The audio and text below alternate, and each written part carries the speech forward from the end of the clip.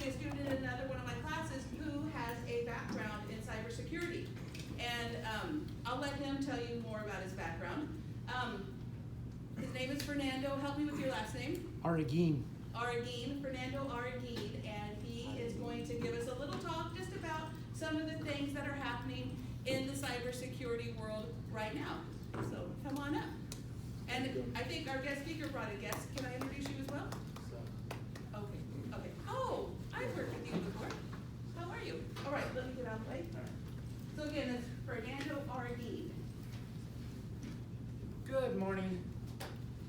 My name is Fernando, R-A-G-U-I-N. A lot of people just call me AR.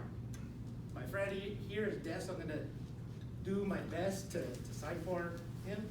He was showing interest in cybersecurity.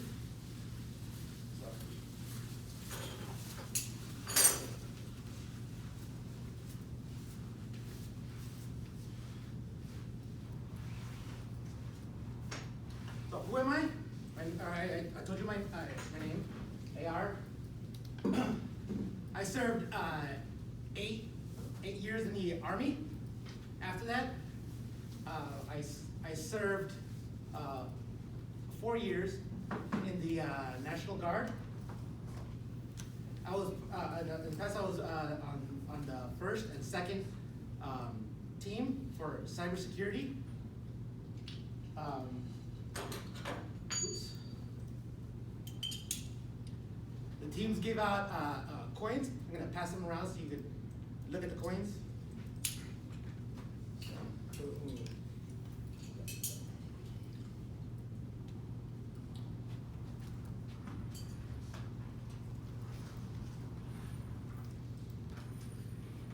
I have certifications in networking, security,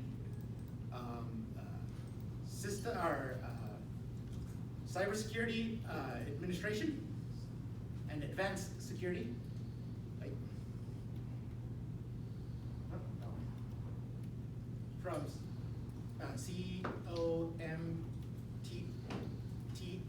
COMTIA, CompTIA. So I have a bachelor's degree in computer systems. Systems? You said systems? Yes, it's systems. It's information systems. Information.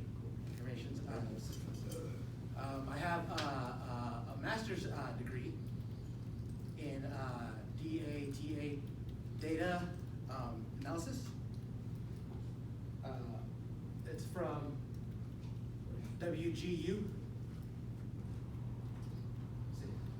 So, what's cybersecurity? Cybersecurity is the art and science of safeguarding your computer systems. At the same time, using information to protect.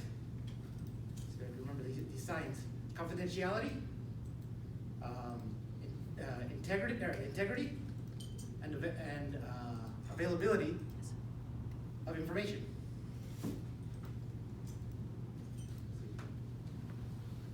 In October, where am I looking back? October of 2016, there was an attack named MIRIA. Mirai is a Japanese word for the future. I'm going to use that. I'm going to use the sign Mirai. It was the largest. It used a lot of internet devices. So, what's a botnet? A botnet is infection that uses a lot of computers, internet devices, IoT, internet devices, and is controlled by a single master.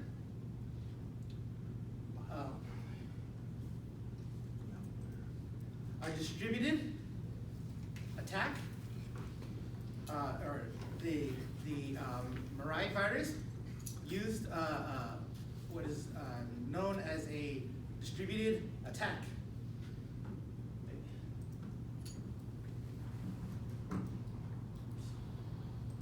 So the Internet of Things is any device that shares information on the internet. Your phones, your watches, projectors, TVs, cameras.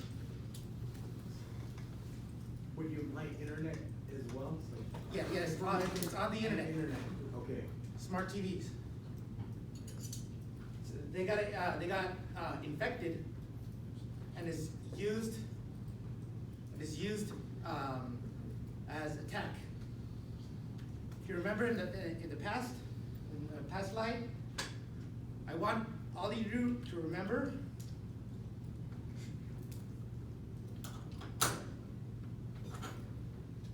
that confidentiality, integrity, and availability of computer systems.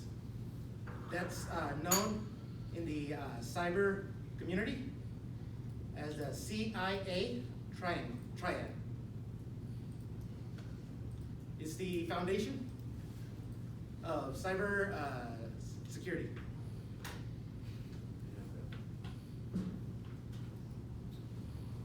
There's a list of devices used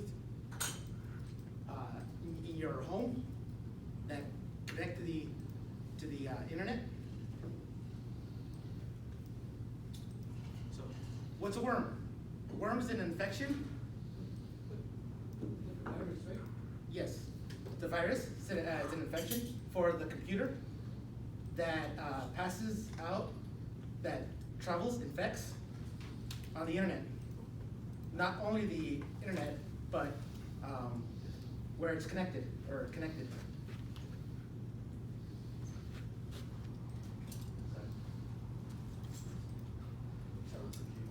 How did the Mirai infection start? Is the first advice, or first the first, what's the sign for the advice? Advice. Use a strong password. The Mirai infection started when the devices first get shipped. They have the default password. A lot of administrators forgot to change the password. That's the list used on the Mirai virus. So they went through all those passwords and that's how they gained access? Yes. So that last one, that's a common password that people will change it to, or it's a common default password? I don't know, but I found that list on the open. Come on in. See, on the program that shows how the Mirai virus started to use that name. Let's see. I noticed that as well. It's the last one. I'm Let's see. sorry. Mirai, it's a dirty name for those in the cybersecurity community. That's a picture I took in Japan. I showed it to my cybersecurity friends, and everyone was saying, "Why do they name that?" Right. That yes, it's a Japanese word for the future, but it's a dirty name in the cybersecurity community. It's like Katrina or Karen. It's just bad. It just Okay. it gives you bad. That's the way it's identified in that community. When you use that term, it's like the way. It just starts a bad feeling. Okay. It's got negative connotations Yes. connected to it. Yes.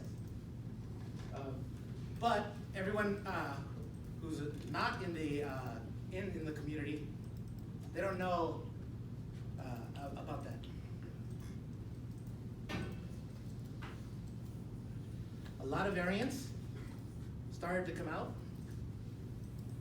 That hajime is a Japanese word for beginning, but that's not a bad program. Right? So as more and more variants start to come out and find, you need to protect yourself and your computers from new infections. That's the next tip. What's brute force authentication? Oh yeah,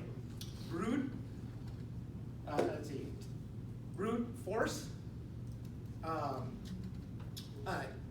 uses every letter to find what the program is going to do, or what the password is. AAAB, AAAC, AAAD, AAAE, and so on and so forth. It's gonna take a long time, but they'll find the password. So that one's not bad. It doesn't do anything to the computer systems. It's just prints the words.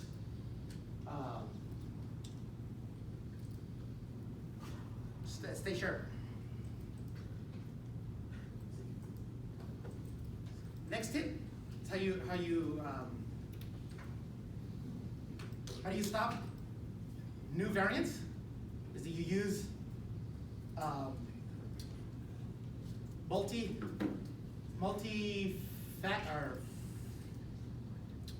multi-factor passwords.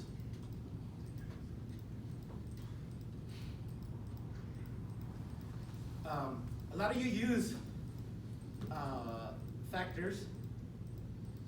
Those three are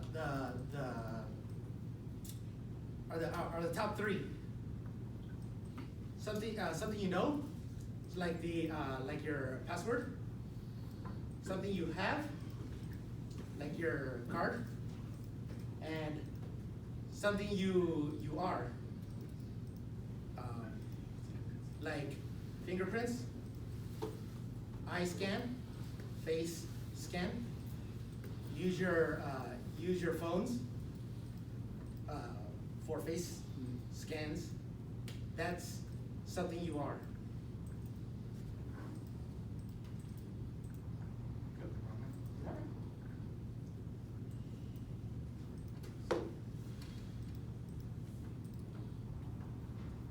New variants continue to come out. Some are used for mining. Some use specific devices.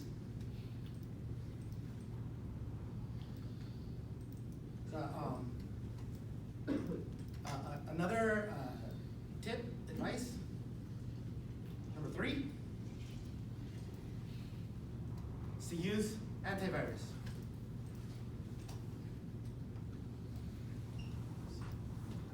That helps stop infections on your computer.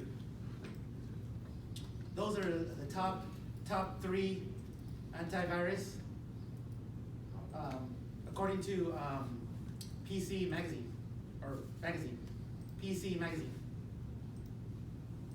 A lot of them give student prices. Number 4 is to use a firewall. The infections, the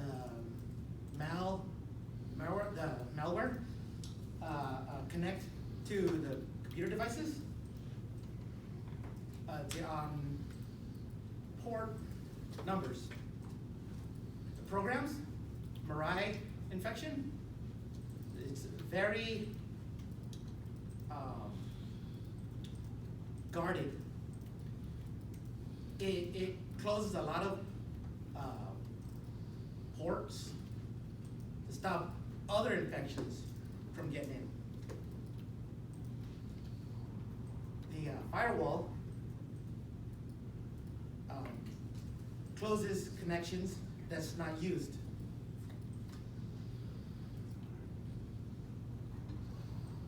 It monitors and controls the communications.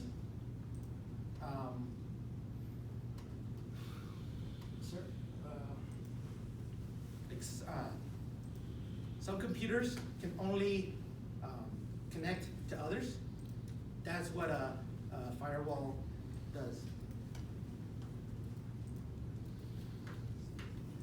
In 2014, let's see, hacker community or hacker group stole 100 terabytes of information from Sony. A lot of you heard that in 2014. Oh, was that when those emails came out embarrassing people? Yes. And The the name movie. of the name of the hackers is the Guardians of Peace. They didn't know there's another GOP that's evil. Mhm. So, Wow. but it was later found out that the Guardians of Peace was sponsored by North Korea. So, all right. How did the Guardians of Peace enter into the network? They use phishing.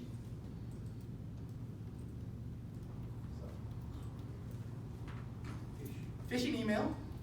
It's a bad email that tries to get you to get into their systems. Yes. The CEO, the top owner, he saw the email and entered his password. That's how the Guardians of Peace was able to enter. They had top credentials. I'm going to show you. It's my friend.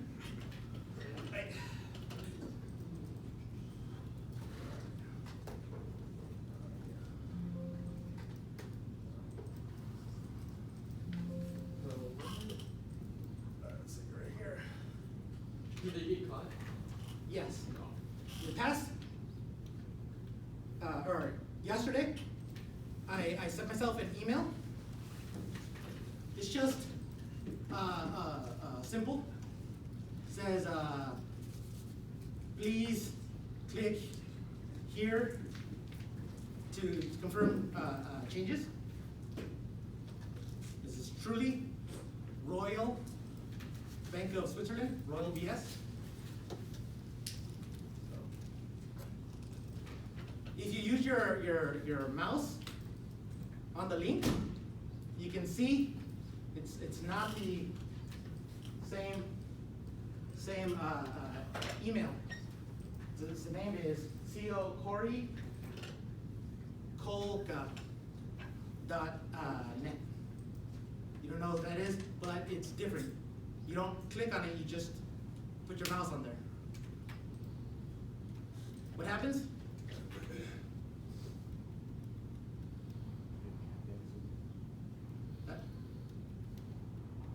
Well, it was supposed to be a Rick Ashley video. But instead they give me the commercial. Oh, there it is. So, it doesn't play. That's my friend. I serve with him. He's in the National Guard, the National Guard at the same time. He's a warrant officer. Now.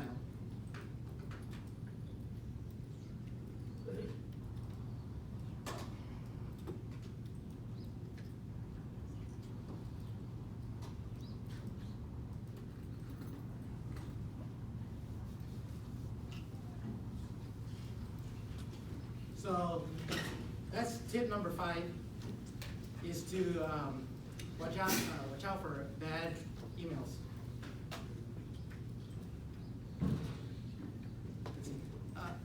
A lot of I know there was a sign for spam. A lot of bad emails are given out on Fridays because everyone's tired. They want to go home. They go through their emails quick and start entering any emails just to go home.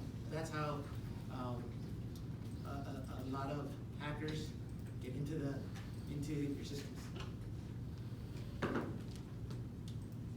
A lot of them use emails that's interest to you.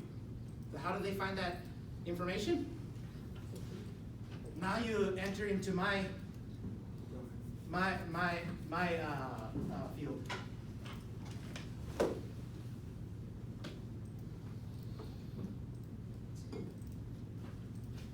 This data. It's a famous story. This Target, the store, they hired a statistician to find out if you can see who, if a woman is pregnant by using their membership cards and seeing what they purchased. The name of the statistician is Andrew Pole. Pole. He not only found who was pregnant, but he found out what trimester they were in and when's the date the baby was going to be born. Now Target, the store, was able to give out catalogs for shopping, and it showed baby clothes and food. And one day, a dad came in to the store, and he was very angry. He was showing the magazine, asking the managers, "So why are you giving my daughter these magazines? You're trying to encourage her to get pregnant. She's only a teenager." And the supervisor said, "Sorry, we'll investigate. We'll investigate." So the supervisor took it to the top ownership. The higher management went to the dad, wanted to tell him, "Sorry, we didn't want to give that to your daughter. their teenage daughter, and the dad told the top manager, goes, no, I'm sorry, I didn't know, but my daughter is pregnant. So Target knew that the daughter was pregnant before the dad. So, Oh, I'm sorry. but why did I am telling you the story? It's because your actions, They knew before the father they did. tell a different story. It's just only it's everywhere. You have your phones. You're on the internet, on the computer, on the internet, and it's collecting information about you. And there's trackers that are following you, and they gather it, and they use that information to do really good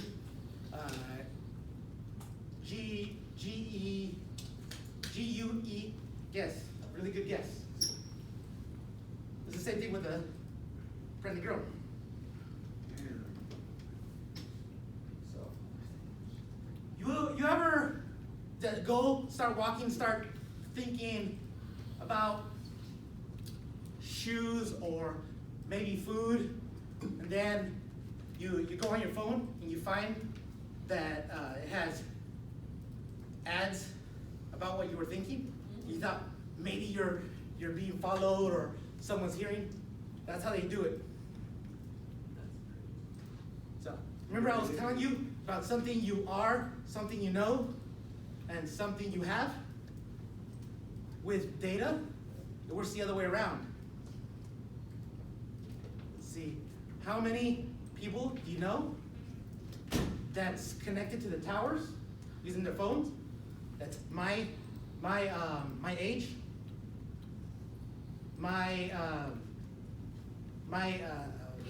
location, and my location. There's not a lot. There's a lot of people here, but if you start gathering the factors, you'll notice it singles out specific person.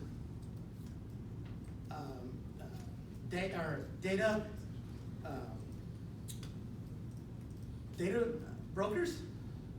That's right. Data brokers sell your information. Sell your information. That's tip number 6. Or tip number 6. Just protect your secrets.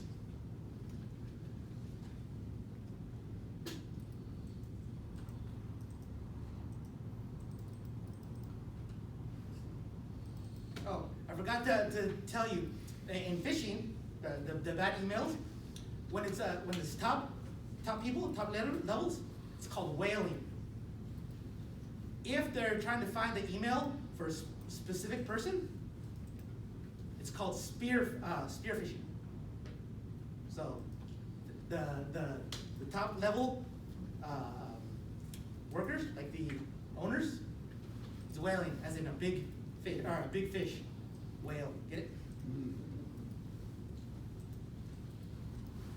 Let's see. Your personal identifiable information. Personal identifiable information.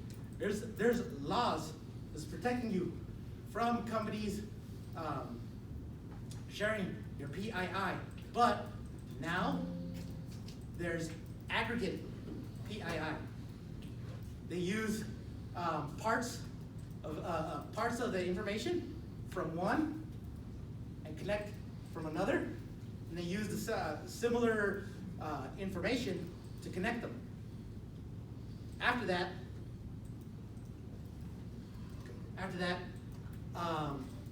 they know if you have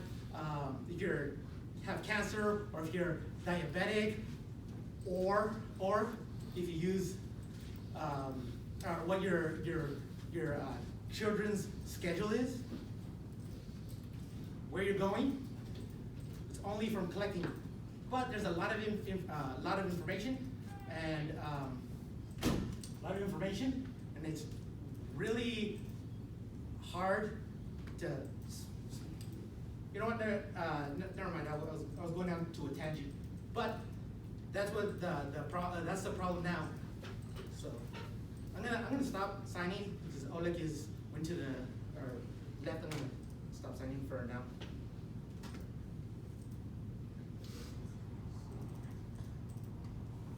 So data brokers are individuals and companies that specialize in collecting personal data about you and your companies. Most public records, most of the information is public records, but sometimes it can be sourced privately. And they sell or license this information to third parties for various use. A lot of websites and apps ask for permission to collect your data the first time you visit. Companies sell that data to the broker. When the data broker combines the data, it can determine certain things that you'd rather keep private. Things like if you have cancer, or if you're pregnant, or that's why you can use, it's kind of like I mentioned, multi-factor authentication, but in reverse.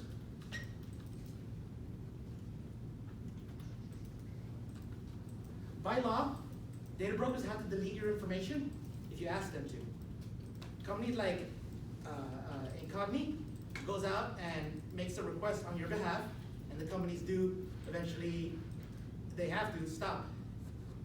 If you do sign up for a subscription with like a company called Incogni,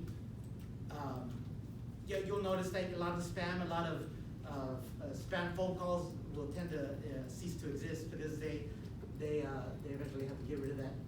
I don't think they really get rid of the information, they just stop using it. They hold on to it, but they just stop using it. So, tip number 7 is be in the know. Be in the know. That means try to look into the news and find out what information, what trends are happening right now. Aurora was telling me the other day of something called pig butchery.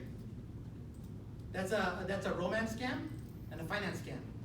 So there's actually fake people that go out and seduce people on the internet and ask for money. However, those fake people are actually being blackmailed or controlled to do that to you.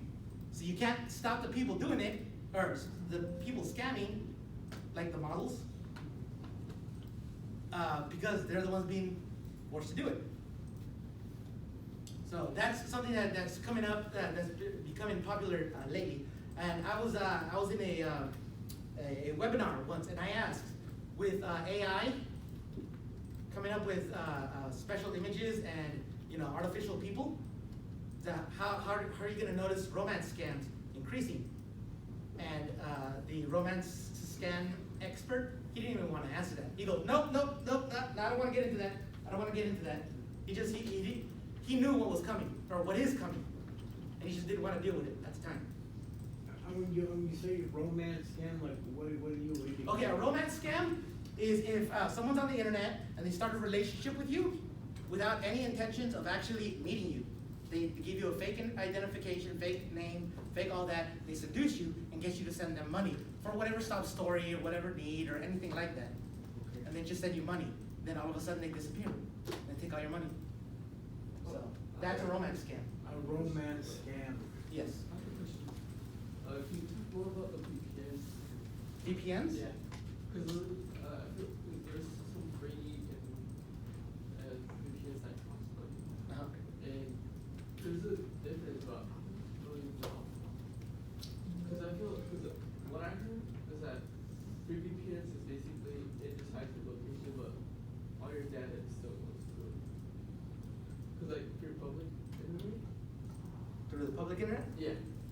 So, all right, a VPN? Yeah. That's another tip I didn't include. I'll explain why I didn't include that. But yeah, VPN, it stands for Virtual Private Network.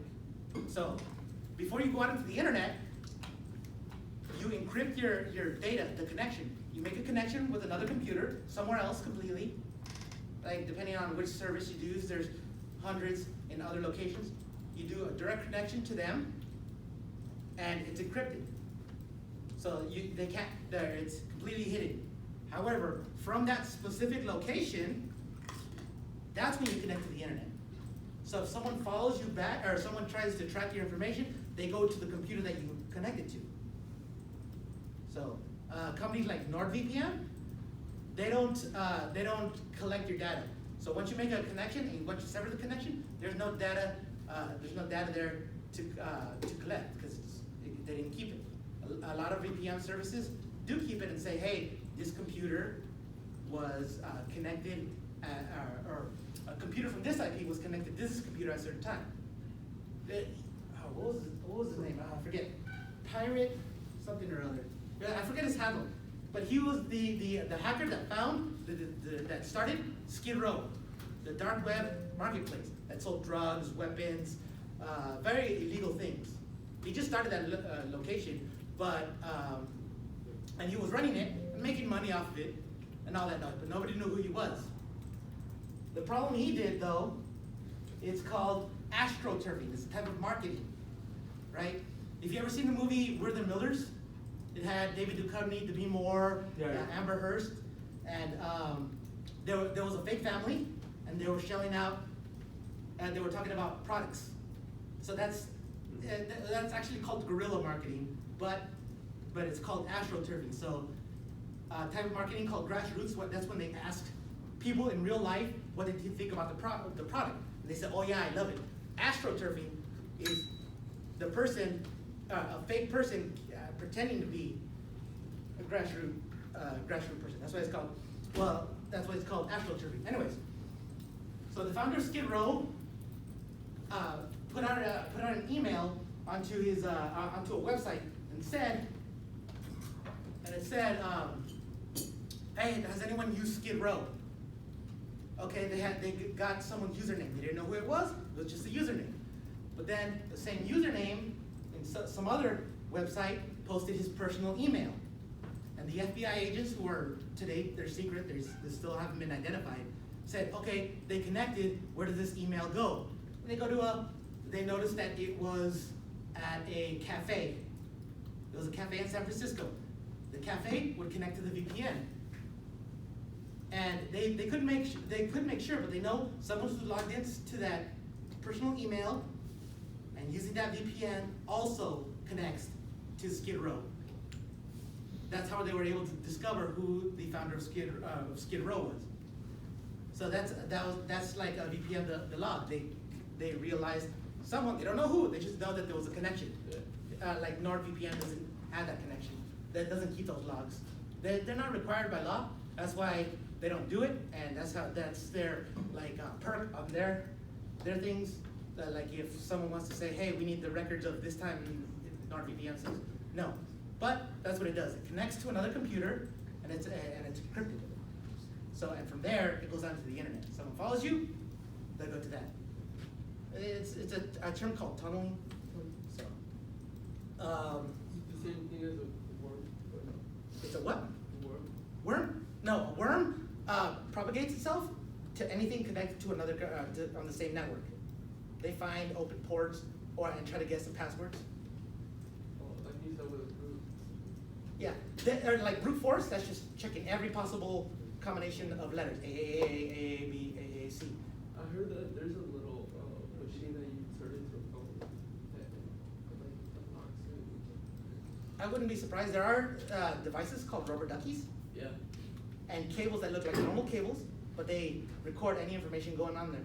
So if you send someone their cable it's called OM.G cable, and you connect it, and they connect to their computer and all that noise, and it takes the information from your phone, and it transmits it to a Bluetooth for someone within 30 feet. That's what it's called, OMG cable, something like that. And the rubber ducky. Yeah, the rubber ducky. Yeah. Oh, there's one I didn't get time to admit or to do. You know what? It's getting really late. It's getting late. I didn't want to get into her class, but yes, protect your secrets. So if you want to get more information, you can go into cyber news like Hacker News. This is the top one where that's what people call their CNN, the hackers, the cyber community. You can sign up for Cyber Warrior Studios. This is a podcast of my friend. I served with him in the Army. I've appeared on his podcast a few times. So, and I volunteer for a nonprofit organization. It's called RISES, cyber.org. And they encourage and support Latinos to get into the cyber community. It is not necessarily limited to only Latinos. It's Latinos and their allies, so all is welcome. So you can enter. I highly recommend. That's where I volunteer. The founder, the CEO, is named Eric Bellardo.